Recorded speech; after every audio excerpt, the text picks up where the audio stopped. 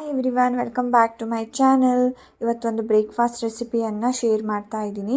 ಇದು ಒಂದು ಟ್ರೆಡಿಷ್ನಲ್ ದೋಸೆ ಅಂತಲೇ ಹೇಳಬಹುದು. ನಮ್ಮ ಮಂಗಳೂರು ಸೈಡಲ್ಲಿ ಈ ದೋಸೆಯನ್ನು ತುಂಬ ಮಾಡ್ತಾರೆ. ಇದನ್ನು ಸುರ್ನಳಿ ಅಂತಲೂ ಹೇಳ್ತಾರೆ. ಈ ಸುರ್ನಳಿಯಲ್ಲಿ ತುಂಬ ವಿಧದ ದೋಸೆಯನ್ನು ಸಹ ಮಾಡ್ತಾರೆ. ನಾನಿಲ್ಲಿ ಇವತ್ತು ಸೌತೆಕಾಯನ್ನು ಹಾಕಿಬಿಟ್ಟು ಮಾಡೋದು ಹೇಗೆ ಅಂತ ತೋರಿಸ್ಕೊಡ್ತಾ ಇದ್ದೀನಿ. ನಾನಿಲ್ಲಿ ಅಕ್ಕಿಯನ್ನು 2 ಕಪ್ ಅಕ್ಕಿಯನ್ನು ಹಾಗೆ ಒಂದು ಅರ್ಧ ಚಮಚ ಮೆಂತ್ಯವನ್ನು ಹಾಕಿಬಿಟ್ಟು ಅಕ್ಕಿಯನ್ನು ನೆನೆಸೋದಕ್ಕೆ ಇಟ್ಟಿದ್ದೀನಿ. ಇಲ್ಲಿ ಅರ್ಧ ಕಡಿ ಕಾಯನ್ನು ಹಾಗೆ ಸ್ವಲ್ಪ ಬೆಲ್ಲ, ಏಲಕ್ಕಿ, ಅರಿಶಿನ ಪುಡಿ ಹಾಗೆ ಸ್ವಲ್ಪ ಅವಲಕ್ಕಿಯನ್ನು ವಾಶ್ ಮಾಡಿ ಇಟ್ಕೊಳ್ತಾ ಇದ್ದೇನೆ. ಅಕ್ಕಿ ಸುಮಾರು ಒಂದು 3 ರಿಂದ 4 ಗಂಟೆ ನೆಂದರೆ ಸಾಕಾಗುತ್ತೆ. ಹಾಗೆ ನಾನಿಲ್ಲಿ ಒಂದು ಸೌತೆಕಾಯನ್ನು ತಗೊಂಡಿದ್ದೀನಿ. ಸೌತೆಕಾಯಿನ ವಾಶ್ ಮಾಡಿಬಿಟ್ಟು ಅದು ಸಿಪ್ಪೆಯನ್ನು ತೆಗೆದು ಇದನ್ನು ಚಿಕ್ಕದಾಗಿ ಕಟ್ ಮಾಡ್ಕೊಳ್ಬೇಕು. ಇದು ಎಳೆ ಸೌತೆಕಾಯಿ ಆಗಿರೋದ್ರಿಂದ ನಾನು ಬೀಜ ಸಮೇತ ಹಾಕ್ತಾ ಇದ್ದೀನಿ. ಇಲ್ಲಾದರೂ ಬೆಳ್ತಿರುವಂಥ ಸೌತೆಕಾಯಿ ಆದರೆ ನೀವು ಆ ಸೀಡ್ಸ್ನೆಲ್ಲ ರಿಮೂವ್ ಮಾಡ್ಕೊಳ್ಬೇಕಾಗತ್ತೆ. ರಿಮೂವ್ ಮಾಡಿಬಿಟ್ಟು ಇದನ್ನು ಹಾಕ್ಕೊಳ್ಬೇಕು. ನಾನಿಲ್ಲಿ ಇವತ್ತು ಒಂದು ಸೌತೆಕಾಯನ್ನು ಯೂಸ್ ಮಾಡ್ಕೊಳ್ತಾ ಇದ್ದೀನಿ. ಈ ದೋಸೆ ಈ ಸೌತೆಕಾಯಿ ಹಾಕಿರೋದ್ರಿಂದ ತುಂಬಾ ಸ್ಮೆಲ್ ತುಂಬಾ ಚೆನ್ನಾಗಿರುತ್ತೆ, ಹಾಗೆ ಸ್ವೀಟ್ ಸಹ ತುಂಬ ಚೆನ್ನಾಗಿ ಬರುತ್ತೆ. ಇವಾಗ ನೋಡ್ಬೋದು ನೆನೆಸಿಟ್ಕೊಂಡಂತಹ ಅಕ್ಕಿ ಸಹ ರೆಡಿಯಾಗಿದೆ. ಇದನ್ನು ನೀರನ್ನು ತೆಗೆದುಬಿಟ್ಟು ನಾನು ಇನ್ನೊಂದು ವಾಶ್ ಮಾಡಿ ತೊಗೊಂಡು ಬಂದಿದ್ದೀನಿ. ಇದನ್ನು ಮಿಕ್ಸಿ ಜಾರಿಗೆ ಹಾಕ್ಕೊಳ್ತಾ ಇದ್ದೇನೆ. ಅದ್ರ ಜೊತೆಗೆ ಸ್ವಲ್ಪ ತೆಂಗಿನಕಾಯಿ ತುರಿಯನ್ನು ಹಾಕ್ಕೊಂಡು ಹಾಗೆ ಸ್ವಲ್ಪ ಸೌತೆಕಾಯನ್ನು ಸಹ ಹಾಕ್ಕೊಳ್ತಾ ಇದ್ದೇನೆ. ಅದ್ರ ಜೊತೆಗೆ ಅರಿಶಿನ ಪುಡಿಯನ್ನು ಸಹ ಹಾಕ್ಕೊಳ್ತಾ ಇದ್ದೇನೆ.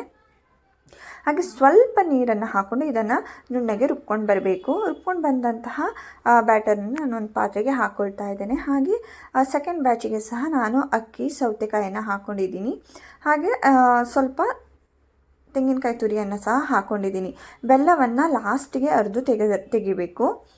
ಹಾಗೆ ಇವಾಗ ನೆನೆಸಿ ವಾಶ್ ಮಾಡಿಟ್ಕೊಂಡಂತಹ ಅವಲಕ್ಕಿಯನ್ನು ಸಹ ನಾನು ಇದಕ್ಕೆ ಸೇರಿಸ್ಕೊಳ್ತಾ ಇದ್ದೇನೆ. ಹಾಗೆ ಸ್ವಲ್ಪ ನೀರನ್ನು ಸಹ ಹಾಕಿಬಿಟ್ಟು ಇದನ್ನು ಸಹ ನುಣ್ಣಗೆ ರುಬ್ಕೊಂಡು ಬರ್ತಾ ಇದ್ದೀನಿ.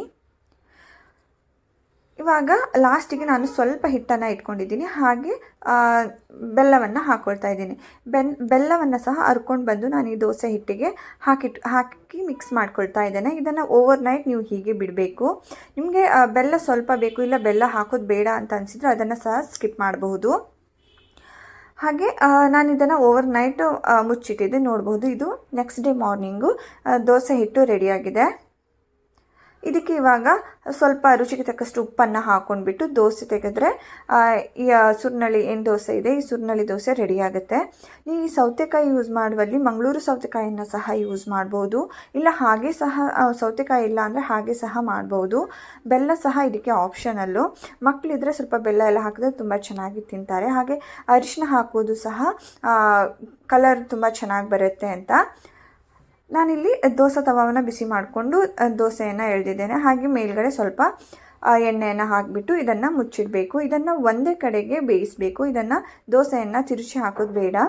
ಅದರಿಂದ ಲೋ ಫ್ಲೇಮಲ್ಲಿ ದೋಸೆ ಚೆನ್ನಾಗಿ ಬೇಯೋ ತನಕ ಬೇಯಿಸ್ಕೊಳ್ಳಿ. ಈ ರೀತಿ ಚೆನ್ನಾಗಿ ಕಂಡುಬಿಡುತ್ತೆ, ನೀವು ನೋಡ್ಬೋದು. ಹಾಗೆ ಈ ದೋಸೆ ತುಂಬಾ ಸಾಫ್ಟ್ ಆಗುತ್ತೆ, ಹಾಗೆ ತುಂಬಾ ಚೆನ್ನಾಗಿ ಸ್ಮೆಲ್ ಸಹ ಬರುತ್ತೆ ಸೌತೆಕಾಯಿ ಹಾಕಿರೋದ್ರಿಂದ. ಹಾಗೆ ತುಂಬ ಸಾಫ್ಟ್ ಆದಂತಹ ಸ್ವೀಟ್ ಆದಂತಹ ದೋಸೆ ಅಂತಲೇ ಹೇಳ್ಬೋದು. ನಾನಿಲ್ಲಿ ತುಂಬ ಬೆಲ್ಲವನ್ನು ಸಹ ಹಾಕಿಲ್ಲ. ನಿಮಗೆ ಬೆಲ್ಲ ಎಷ್ಟು ಬೇಕೋ ಅಷ್ಟು ನೀವು ಹಾಕ್ಕೊಳ್ಬೋದು. ಮೇಲ್ಗಡೆಗೆ ತುಪ್ಪವನ್ನು ಹಾಕ್ಕೊಂಡು ಇದನ್ನು ತಿನ್ಬೋದು. ಹಾಗೆ ಇಲ್ಲ ಅಂದರೆ ಇದನ್ನು ಬೆಣ್ಣೆ ಸಹ ಹಾಕ್ಬೋದು, ಇಲ್ಲ ಇದಕ್ಕೆ ಕಾಯಿ ಚಟ್ನಿ ಸಹ ತುಂಬಾ ರುಚಿಕರವಾಗಿರುತ್ತೆ. ನಾವು ಈ ರೀತಿ ಈ ದೋಸೆನ ತುಂಬ ದೊಡ್ಡದಾಗಿ ತೆಗಿಯಲ್ಲ, ಇದನ್ನು ಈ ರೀತಿ ಚಿಕ್ಕ ಚಿಕ್ಕ ದೋಸೆಯಾಗಿಯೇ ತೆಗಿತಾರೆ. ಅದರಿಂದ ತುಂಬ ಕಣ್ಣು ಚೆನ್ನಾಗಿ ಬರುತ್ತೆ, ಹಾಗೆ ನೋಡಲಿಕ್ಕೆ ಸಹ ತುಂಬ ಅಟ್ರಾಕ್ಷನ್ ಅನಿಸುತ್ತೆ. ಮಕ್ಕಳಿಗೆ ತುಂಬಾ ಇಷ್ಟ ಆಗುತ್ತೆ ಈ ರೀತಿ ಚಿಕ್ಕ ಚಿಕ್ಕ ದೋಸೆ ತೆಕ್ಕೊಟ್ರೆ. ಸೊ ಅದರಿಂದ ಈ ದೋಸೆನ ಈ ರೀತಿ ಚಿಕ್ಕ ಚಿಕ್ಕದಾಗೆ ತೆಗಿಯೋದು. ಹಾಗೆ ನಾನು ಮೇಲ್ಗಡೆಗೆ ಸ್ವಲ್ಪ ಎಣ್ಣೆಯನ್ನು ಹಾಕಿಬಿಟ್ಟು ಇದನ್ನು ಸಹ ಮುಚ್ಚಿಡ್ತಾ ಇದ್ದೀನಿ. ಫ್ಲೇಮ್ ಬಂದು ಸ್ವಲ್ಪ ಲೋ ಮಾಡ್ಕೊಳ್ಳಿ ಮುಚ್ಚಿಡುವಾಗ. ಇವಾಗ ನೋಡ್ಬೋದು ಎಷ್ಟು ಚೆನ್ನಾಗಿ ಬಿದ್ದಿದೆ, ಹಾಗೆ ಎಷ್ಟು ಚೆನ್ನಾಗಿ ಏಳ್ತಿದೆ ಅಂತ. ಈ ದೋಸೆ ತುಂಬಾ ಸಾಫ್ಟ್ ಆಗಿರೋದ್ರಿಂದ ನೀವು ಲೋ ಫ್ಲೇಮಲ್ಲಿ ಇಟ್ಟು ಇದನ್ನು ಬೇಯಿಸಿ. ಬೆಲ್ಲ ಹಾಕಿರೋದ್ರಿಂದ ಇದು ಕಲರ್ ಸಹ ತುಂಬಾ ಚೆನ್ನಾಗಿ ಬಂದಿರುತ್ತೆ. ನಾನು ಈ ದೋಸೆ ಕಲರ್ ಸಹ ನಿಮಗೆ ತೋರಿಸ್ತೀನಿ. ನಾನು ಇಲ್ಲಿ ಮೇಲ್ಗಡೆ ಇದಕ್ಕೂ ಸಹ ತುಪ್ಪವನ್ನು ಹಾಕ್ಕೊಂಡಿದ್ದೀನಿ. ಇವಾಗ ಈ ಸೌತೆಕಾಯಿ ದೋಸೆ ರೆಡಿಯಾಗಿದೆ. ನೀವೇ ನೋಡ್ಬೋದು ಎಷ್ಟು ಚೆನ್ನಾಗಿ ಕಲರ್ಫುಲ್ಲಾಗಿ ಸಾಫ್ಟಾಗಿ ಬಂದಿದೆ ಅಂತ. ನೀವು ಸಹ ಈ ರೆಸಿಪಿಯನ್ನು ಬ್ರೇಕ್ಫಾಸ್ಟಿಗೆ ಮಾಡಿ ಮಕ್ಕಳಿಗೆ ಕೊಡಿ, ಅವರು ತುಂಬ ಇಷ್ಟಪಟ್ಟು ತಿಂತಾರೆ. ಹಾಗೆ ಇದನ್ನು ಸ್ಕೂಲ್ ಟಿಫನ್ ಬಾಕ್ಸಿಗೆ ಸಹ ಹಾಕ್ಕೊಡ್ಬೋದು. ಇವಾಗ ನಾನು ಈ ದೋಸೆ ಎಷ್ಟು ಸಾಫ್ಟ್ ಆಗಿದೆ, ಎಷ್ಟು ಕಲರ್ಫುಲ್ಲಾಗಿ ಬಂದಿದೆ ಅಂತ ತೋರಿಸ್ತೀನಿ. ನೋಡಿ ಎಷ್ಟು ಸಾಫ್ಟ್ ಆಗಿದೆ, ಹಿಂದ್ಗಡೆ ಎಷ್ಟು ಕಲರ್ಫುಲ್ಲಾಗಿ ಬಂದಿದೆ ಅಂತ. ಅದು ಬೆಲ್ಲ ಹಾಕಿರೋದ್ರಿಂದ ಆ ಥರ ಕಲರ್ಫುಲ್ಲಾಗಿ ಬಂದಿರೋದು. ಹಾಗೆ ಇದು ತುಂಬಾ ಟೇಸ್ಟಿಯಾಗಿ ಬೇಗನೆ ಆಗುವಂತಹ ದೋಸೆ ಅಂತಲೇ ಹೇಳ್ಬೋದು.